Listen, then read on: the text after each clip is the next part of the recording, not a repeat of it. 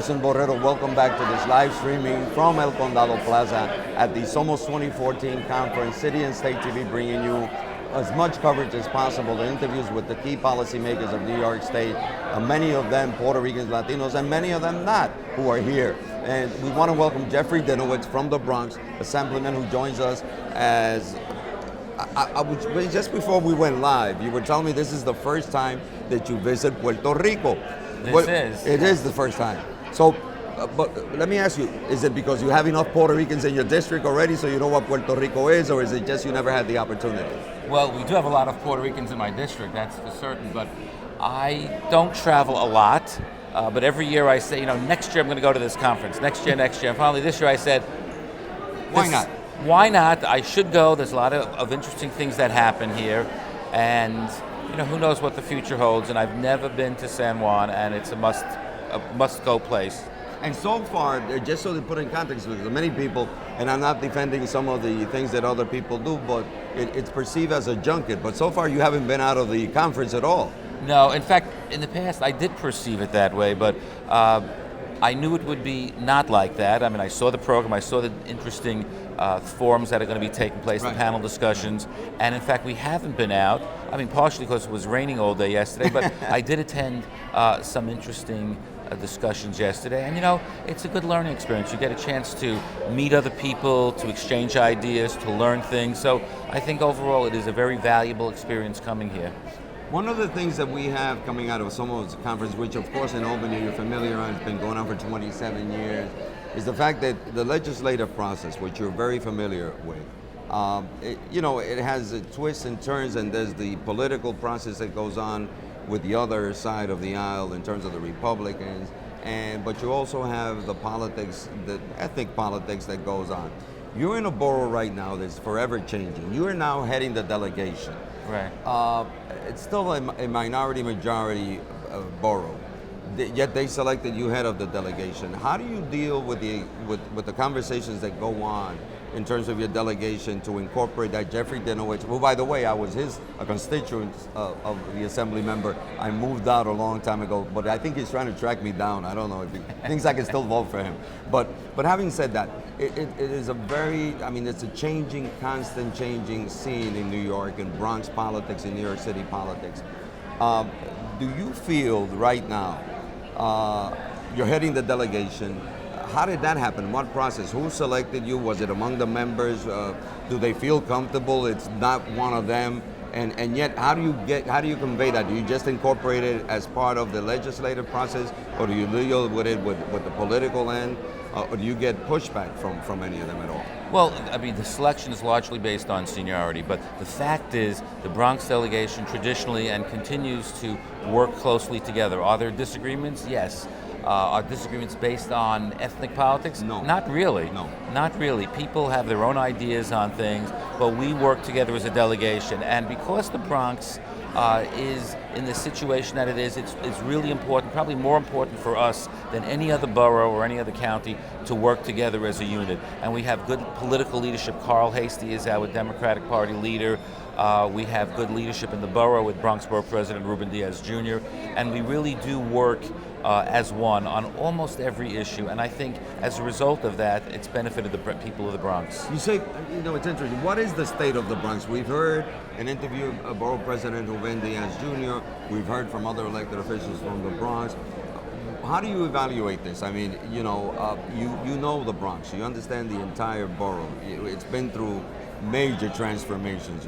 Where is the Bronx right now in terms of Jeffrey Dinowitz and your perspective in terms of the historical context of what the borough has been through in recent decades and where it's at now? Well, I have lived in the Bronx all of my life, and when I was growing up, I mean, the Bronx was great, but it really went into some very difficult times. I would say during the 70s, the 80s, the 90s. So the Bronx really did go down. I don't think there's anybody who would disagree with that. But a lot of good things are happening now. If you look at it as the Bronx was here, it was going like this, and now it's going back up again. A lot of things are happening. A lot of new developments are coming into the Bronx. Unemployment is going down. A lot of housing is being built. A lot of neighborhoods that were formerly areas that most people would not want to live in are places that people want to get into, and I am very optimistic about the future of the Bronx. And as a person who, not only did I live here all my life, my parents lived here, my children lived in the Bronx, and my soon-to-be grandchildren will be living in the Bronx. Thank you. And it's my home, and I've lived in a few different neighborhoods. I started out in the Soundview community, then I lived in Kingsbridge Heights and Kingsbridge. Now I'm in Riverdale, so I've lived in several different neighborhoods in the Bronx, and I love every one of those communities. And I want to make sure that the area that I grew up in is a place that other people would want their children to grow up in.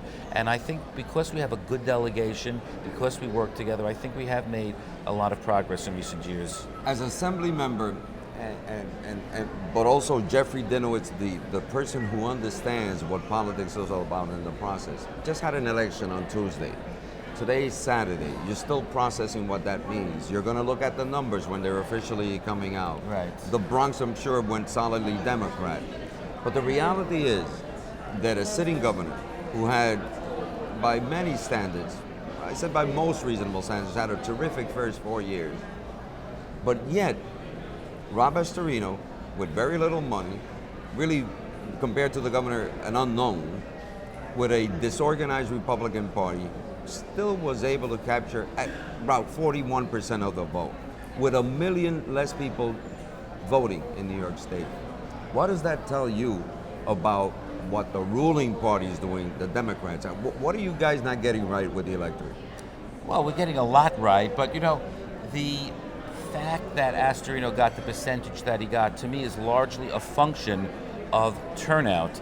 And typically, in a presidential year, Democrats turn out big, but in a non-presidential year, a lot of Democrats stay home, and that is what happened this year. If those Democrats who traditionally vote in presidential elections also came out this year, every Democrat in New York State would have had a higher percentage than they had, because the Republican vote would not have changed, but the Democratic vote would have been higher, it would have been a larger pie, and we would have had a larger percentage. But also, there was a national phenomenon which took place this year, and it was not helpful to Democrats. But I think despite that, in New York State, we elected all the statewide elected officials. In fact, Tom DiNapoli, I think he got the most votes, certainly the highest. 61%, I think. The highest percentage, for sure, of any of the candidates.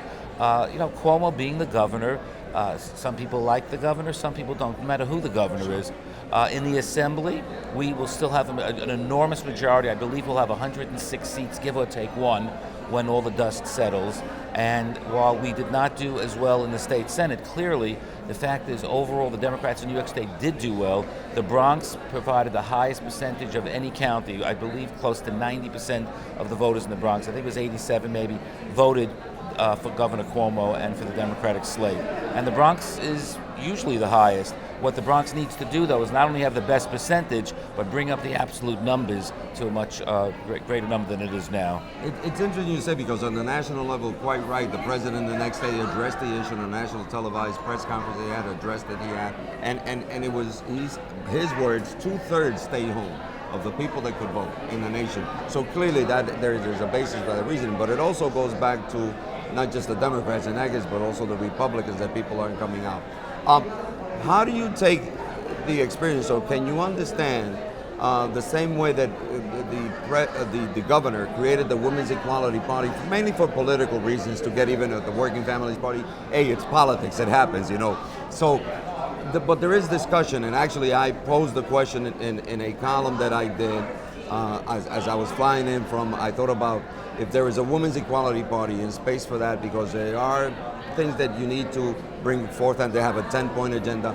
Is there space within the Democrats, as a family, as good Democrats, to understand that there's also Latinos equality that hasn't been addressed? So is there space, would you feel uncomfortable with a Latinos Equality Party emerging?